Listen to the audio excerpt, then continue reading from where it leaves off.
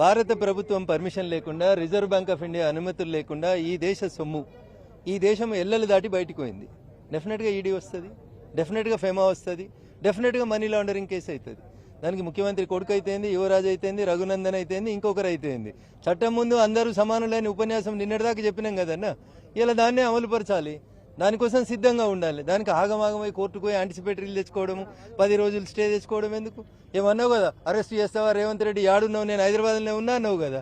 మరి హైదరాబాద్లో ఉండు, కోర్టుకు ఎందుకు ఉరుకుతున్నావు? తప్పు చేయలే కదా, నిజాయితీ నిరూపించుకో.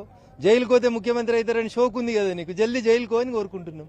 అట్లా వాళ్ళే ఎక్సైట్ అవుతున్నారు. ఎప్పుడు అరెస్ట్ చేస్తావు, నేను ఇక హైదరాబాద్లో ఉన్నా, నువ్వు యాడున్నావు రేవంత్ రెడ్డి అని ట్వీట్లు చేసినావు.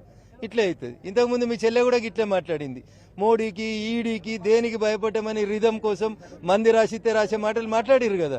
ఇలా మోడీ వస్తుంది, ఈడీ వస్తుంది, బరాబరి తప్పు చేసిన వాడిని యాడుంచాలనో గానే ఉంచుతుంది.